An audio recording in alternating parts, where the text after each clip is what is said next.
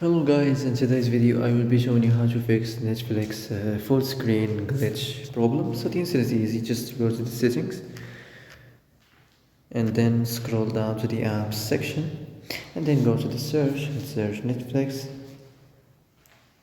and then go to the storage, and here you will find this clear cache option. Click on it. Now you can go check it if it worked, and if it didn't you can try to restart your phone or turn the Wi-Fi off and on, or the Bluetooth or the airplane mode.